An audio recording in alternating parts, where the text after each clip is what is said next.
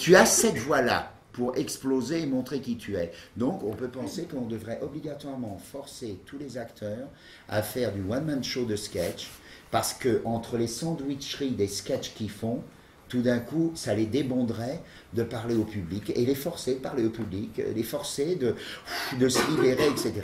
Ça, tu peux faire effectivement pendant 2-3 ans, une carrière immédiate de star, hein, en 2 coups de cuillère à peau, tout d'un coup. Vraiment, en 2 ans, tu deviens quelqu'un, on t'affiche, on y va. Alors, tu passes par les castings, par les Ruquier, par les machins, par tout ce que tu veux. Ça existe. Ça n'existait pas de notre temps. Ça existe. Ça, c'est la première catégorie. Si tu arrives après Omar Sy, qui a fait ça à Canal+, le coup de téléphone, c'est des sketchs continuels. Il interprétait des gens. Et bien, ce mec, il s'est débondé, ces machins, il impose qu'il est à l'écran. Point barre. Ça, c'est la première possibilité pour être dans cette catégorie de personnes qui s'imposent. Et la deuxième possibilité, c'est celle, par exemple, qui m'est arrivée avec Jean Moulin, ou avec Qu'est-ce qu'il fait Cora David, ou avec Bronx, là, par exemple, etc. C'est que tout d'un coup, tu te dises, ce texte-là, ce rôle-là, c'est moi. C'est moi. Tu as confiance, tu te dis, c'est moi. Et à ce moment-là, le public fait une osmose entre le rôle et toi, et ça a été un immense triomphe. Et après, pendant 3 ans, 5 ans, 15 ans, j'ai plus fait de télé. J'ai tout refusé.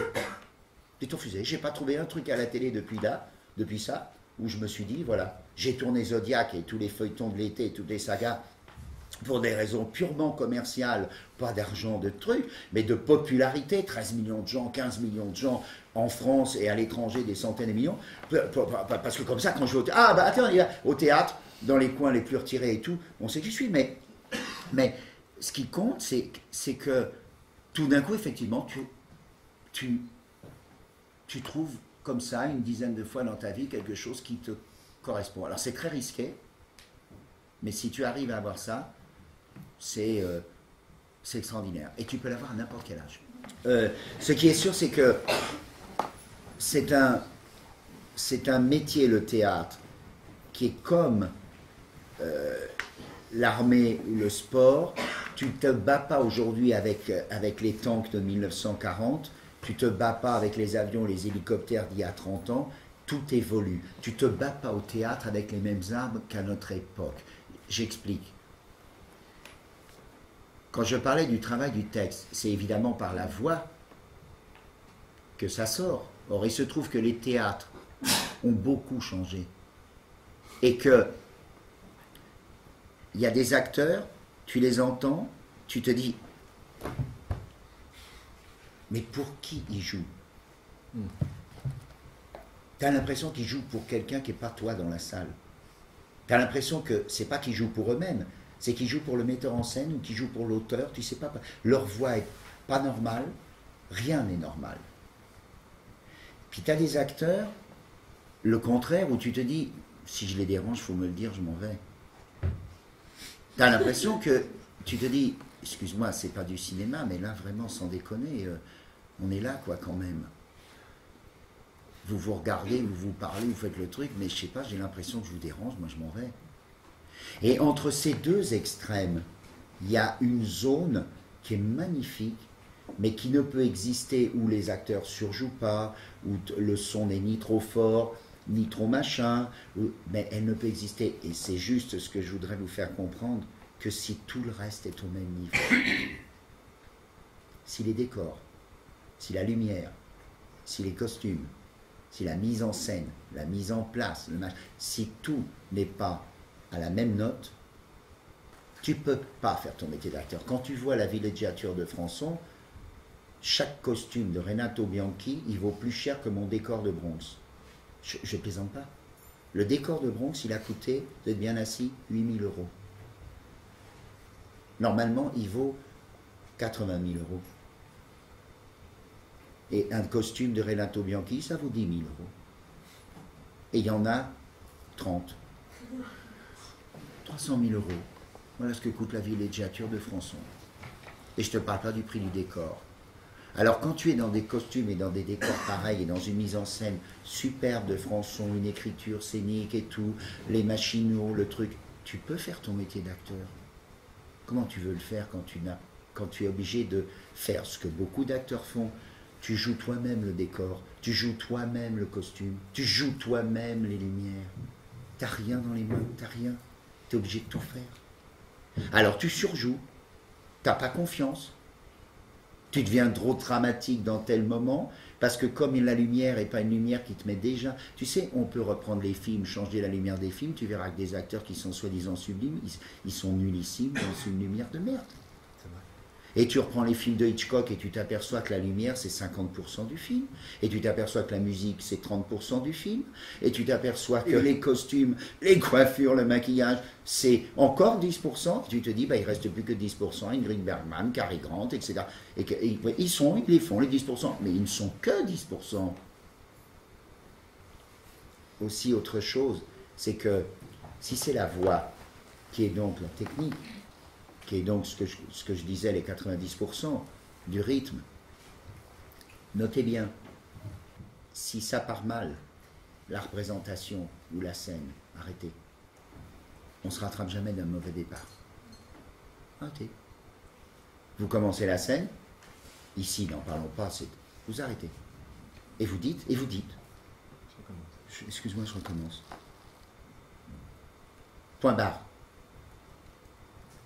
Si vous n'avez pas ce départ qui est à la bonne hauteur, au bon rythme, vous ne pouvez pas, parce que vous vous rattraperez en déséquilibre. Vous irez trop vite pour rattraper un mauvais truc lent, vous irez trop fort pour rattraper un mauvais truc bas, vous irez trop hystérique pour rattraper un début mou. C'est pas possible. Vous êtes là pour travailler, pour apprendre. Ça s'apprend de faire un bon départ. Donc, un mauvais départ, vous arrêtez. Et deuxièmement, la voix elle-même. Ta voix, elle change en fonction de ce qui s'est passé avant, pendant ta journée, pendant ton machin, 3 minutes avant et tout. Rééquilibre-la à la tessiture où tu dois être. Je veux dire, vous vous prenez pour qui de croire qu'un pianiste, il joue... Oh tiens, je vais jouer là. Mais non, c'est là qu'il doit jouer. C'est pareil pour un chanteur, c'est pareil pour un... Enfin, merde. Vous arrivez, hop. Mais non, réfléchissez 2-3 minutes. Le rideau est baissé, ou la salle est éteinte et tout. 2-3 minutes, vous êtes là et... Psychiquement, c'est pas de faire... Imaginons que le premier texte c'est « ouais, j'arrive ». C'est pas de faire « ouais, j'arrive ». Non, c'est même pas la peine de le dire. C'est de s'y mettre. S'-Y-M-E-2-T-R-E.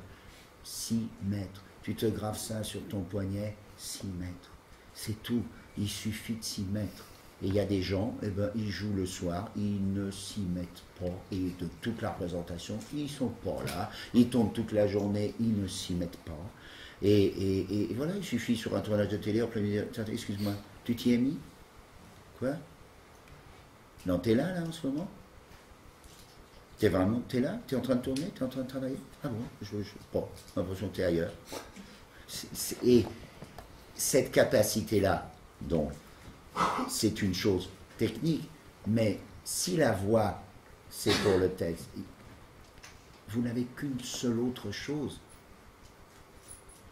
c'est donc l'émotion, et pour qu'elle ne soit pas surjouée et fausse, il faut la répéter, et qu'elle vienne sans même que vous vous en rendiez compte. Et l'émotion ne passe que par une seule chose, pas par les oreilles, pas par la bouche, pas par les gestes, par le regard. Tu mets un bandeau autour du regard d'un acteur, les gens s'en vont du théâtre. J'ai joué une fois dans ma vie Richard III avec des Ray-Ban, tout le rôle. J'ai été défoncé par la critique. Et les spectacles, c'est peut-être le meilleur spectacle que j'ai fait en point de vue metteur en scène. Ils ont dit, saloperie, il a mis ses Ray-Ban, voilà. Et moi j'étais sidéré, jamais j'aurais pensé. Je pensais que ce que tu entendais de la voix, l'émotion, pas du tout. T'as pas de regard, t'as rien. Alors, cette émotion, pendant que tu joues,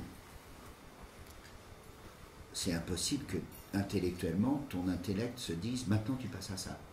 Maintenant tu es découragé. Maintenant tu es perdu. Maintenant tu es en rage. Maintenant tu es en colère. C'est pas pareil en rage qu'en colère. En rage c'est sur toi, en colère c'est tout le monde. Qu'est-ce qu'il y a, Ben oui, mais ça c'est ça, les 3 ans de travail, d'études.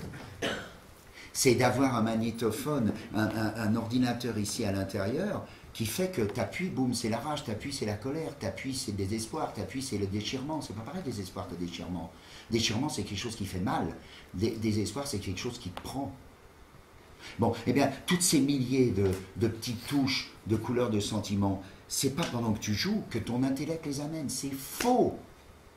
C'est que tu les as fait en premier, pendant les répétitions. L'émotion ne se lie qu'au mouvement. Tu ne la cimentes qu'en te déplaçant. Soit tout ton corps, tu sais que quand tu vas t'asseoir, c'est désespéré. Et bien tu répètes tout seul, sans faire chier personne, comment aller t'asseoir désespéré. Comme ton corps et comme ton émotion est là, tu t'occupes plus que du texte. Que tout doit être dit jusque-là, ou qu'au contraire tu dises rien pour que les gens dans la salle soient pris par ton émotion corporelle de ce qui se passe, le regard et tout, et que là, le texte vient, il défile, et toi, tu sais le secret de ce métier, tu gardes ton émotion. Tu gardes ton émotion. C'est-à-dire que le mec, il dit couper, perds pas l'émotion, perds pas l'émotion. Ils sont là en train de réparer un... Allez, on reprend. Deuxième. Oh merde, j'ai perdu l'émotion. Ah merde, je suis désolé, vous avez arrêté. Ah bah, ok, t'es un très bon acteur, merci. T'es pas une star, tu sais pas garder ton émotion. Mais c'est ça notre métier. Garder l'émotion. Alors, si pendant les répétitions, pour ceux qui ont des problèmes de texte, de mémoire, c'est pas vrai, personne n'a des problèmes de mémoire.